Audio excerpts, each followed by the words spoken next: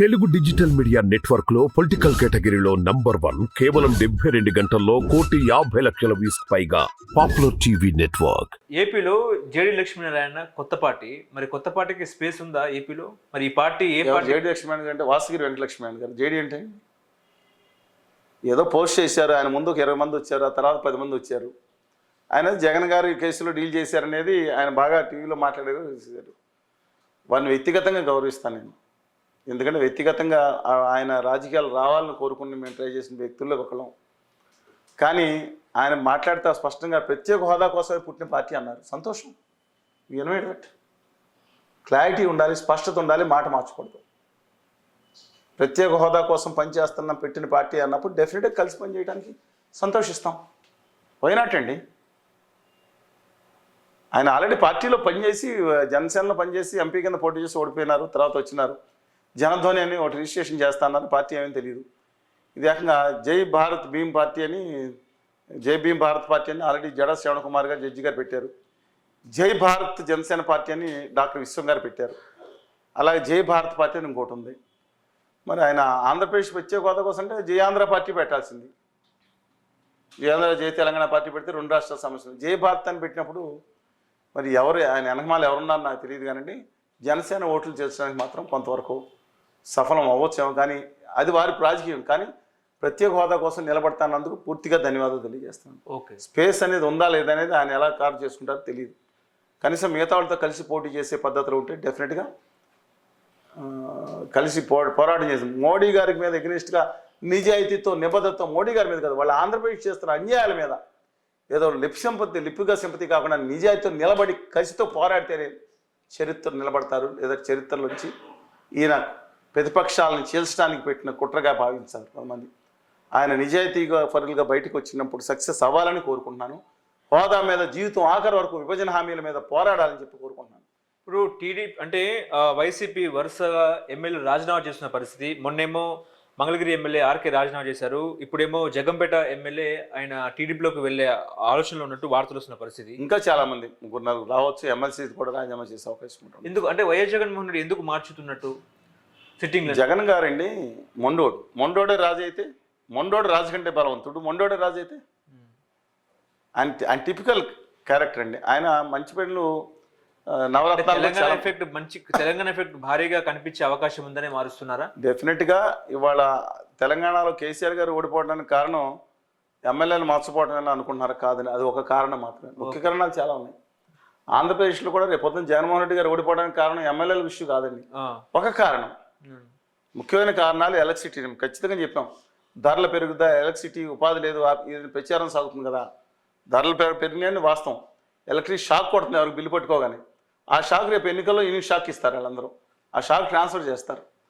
అందువల్ల దాని మీద కాన్సన్ట్రేట్ చేయాలి, కానీ ప్రజలకు లాభం చేసేటట్టు. సరే, ఇది కూడా దీనివల్ల నష్టం లేదండి. ఆయన చేసిన పాజిటివ్, ఆ పార్టీ తరహాతో మనం ఆలోచించుకుంటే ఆయన చేసిన పాజిటివ్ స్కీమ్స్ గెలిపిస్తాయా? ఇప్పుడు గెలిపించడానికి ఆయనకు వచ్చే 42% ఓటింగ్ వచ్చిందనుకోండి, రేపొద్దున స్కీములలో వచ్చింది చెప్పాలి అత్యధికం.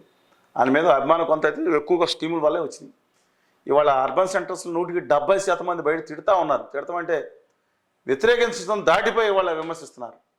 కానీ రూరల్ సెక్షన్లో ఆయనకి సైలెంట్ ఓటింగ్ ఉంది కనుక అందువల్ల ఆయనకి 40% దాటుతుంది ఓటింగ్. ఇప్పుడు ఇక్కడైతే కేసీఆర్కి రేవంత్ రెడ్డి లాంటి వాడు ఉన్నాడు కాబట్టి కేసీఆర్ ఓడిపోయాడు అనుకున్నాం. మరి ఏపీలో రేవంత్ రెడ్డి లాంటి నాయకుడు ఉన్నాడా మరి జగన్కి? రేవంత్ రెడ్డి గారు యువ నాయకుడి కింద అయ్యారు. మా మీద ఆయన పెద్ద తక్కువ ఉండొచ్చాం, కానీ యువ కాదండి. అక్కడ ఆల్రెడీ ఇక్కడ నాయకులు అక్కడ నాయకులు కొదవే ఉంది. ఓకే, కొదవ సింహం లాంటి పవన్ కళ్యాణ్ గారు ఉన్నారు. కానీ ప్రత్యేక హోదా విభజన హామీలు పక్కన పడేసి మోడీ గారి దగ్గర చేరిపోయారు. ఆయన ఆంధ్రప్రదేశ్కి నమ్మక ద్రోహం నైవంచం జరుగుతుంది. మోడీ గారి విజన్ అంతా ఆంధ్రప్రదేశ్కి నాశనం చేయడానికి అని చెప్పి లోకం కోడేకొస్తుంది. విభజన హామీలు ఇవ్వట్లేదు, బడ్జెట్లో నమ్మక ద్రోహం నైవంచం చేస్తున్నారు. ప్రతి దగ్గర మొత్తం గుజరాతీ పట్టుకెళ్ళిపోయారు. భావితరాలు దెబ్బతింటున్నాయి, సర్వనాశనం అయిపోతున్నాయి ఆయన కేంద్ర ప్రభుత్వం వల్ల అంటే ఆయన అక్కడికి వెళ్ళిపోయారు. ఇప్పుడు ఇక్కడ లోకేష్ గారు ఉన్నారు. లోకేష్ గారు కూడా ధీటుగా ఉన్నా వీళ్ళందరూ కాదు. జగన్మోహన్ రెడ్డి గారికి ఇక్కడ ఖచ్చితంగా వాళ్ళ పోటీ అనేది చంద్రబాబు నాయుడు గారు. ఓకే, చంద్రబాబు నాయుడు గారు అయితేనే అట్ ప్రజెంట్ సిచ్యుయేషన్. తర్వాత పవర్ షేరింగ్ ఉంటుందా కళ్యాణ్ గారితో అనేది డిఫరెంట్ ఇష్యూ. వాళ్ళ ముఖ్యమంత్రిగా తిరిగి చంద్రబాబు నాయుడు గారు అయితేనే రేపొద్దున ఓటింగ్లో గట్టిగా నిలబడి పోటీ ఉంటుంది, అధికారంలో రావచ్చు. This different issue. కానీ టీడీపీ, జనసేన, బీజేపీ కలిసి పోటీ చేసే అవకాశం ఉందంటారా? మీరేమో బీజేపీని వ్యతిరేకిస్తున్న పరిస్థితి, దీన్ని యాక్సెప్ట్ చేస్తారా? నేను వ్యక్తిగతంగా చెప్తున్నాను, ఉత్తర భారతీయ జనతా పార్టీ ఆంధ్రప్రదేశ్ నమ్మద్రోహం చేస్తుంది. ఆ పార్టీతో ఏ పార్టీ ప్రత్యక్షంగా కలిసినా, దొడ్డిదారిని కలిసి మాత్రం తీసుకున్నా వాళ్ళు ఓడిపోవాలని కోరుకుంటాం. చెప్తున్నాను, ఆంధ్రప్రదేశ్కి న్యాయం చేశాలని అధికారంలో డైరెక్ట్గా భారతీయ జనతా పార్టీని అధికారం రమ్మని నాకేంటి అబ్జెక్షన్? శ్యామాప్రసాద్ ముఖర్జీ గారు నిజాయితీతో కూడిన పని, వాజ్పేయి గారు దాంతో కూడిన అన్ని ఆలోచనలతో అధికారం రమ్మనండి. ఇక్కడ కుట్రలు పెట్టి, కుయుక్తులు పెట్టి, మా తెలుగు వాళ్ళ మీద ఒకళ్ళ మీద గొడవ చేయించి, ఒకళ్ళని అరెస్ట్ చేయించు, లేకపోతే ఇంకొకళ్ళు కుట్రలు చేయించు, దిక్కుమాలిన చర్యలకు పాల్పడే బదులు ధైర్యంగా రమ్మనండి. కానీ నాకు ఇష్టం లేకపోయినంత మాత్రం మీరు విశ్లేషణ అడిగారు. నా పర్సనల్ అభిప్రాయం వేరు, మీరు చెప్పిన విశ్లేషణ వేరు. ఇవాళ ఉత్తర భారతీయ జనతా పార్టీ, జనసేన కలిసి పోటీ చేసి, వైఎస్ఆర్ కాంగ్రెస్ పార్టీ పోటీ చేసి, వామపక్షాలు తెలుగుదేశం పార్టీ పోటీ చేస్తే తెలుగుదేశం పార్టీకి 120 స్థానాలు వస్తాయి. ఓకే. జనసేన పార్టీ ఇండిపెండెంట్గా పోటీ చేస్తే జనసేన పార్టీ గట్టిగా నిలదొక్కుంటుంది, వాళ్ళకి డబుల్ డిజిట్ పైన ఓట్లు వస్తాయి. తెలుగుదేశం పార్టీ 1 సీట్లు రావచ్చు.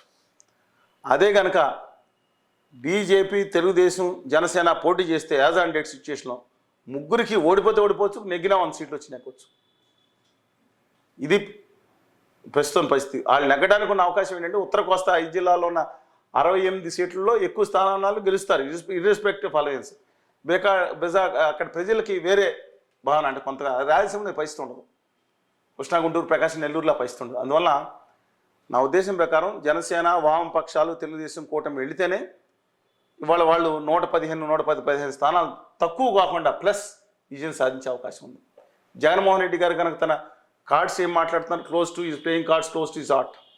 ఆయన రేపొద్దున వీళ్ళు ఆల్రెడీ పెట్టేశారు మేనిఫెస్టోలో, దాదాపుగా చాలా 80-90% పెట్టేశారు జనాలకు ఫ్రీ బస్సులు అని. ఆయన రేపొద్దున ఫ్రీ బస్ అన్న ఆ క్రెడిట్ చంద్రబాబు నాయుడు గారికి వెళ్ళవచ్చు. డెఫినిషన్ రేపొద్దున ఏం పెట్టబోతున్నారు, ఏం చర్యలు చేపడుతున్నారు అనే నిర్ణయాన్ని బట్టి కొంత ఆధారపడుతుంది. పాలిటిక్స్ టైమింగ్ ఉంటాయి. యాజ్ ఆన్ డేట్ డిసెంబర్ ఆఖరిలో మనం చెప్పబోయేది ఇది పరిస్థితి. అది ఫిబ్రవరిలో మారొచ్చేమో.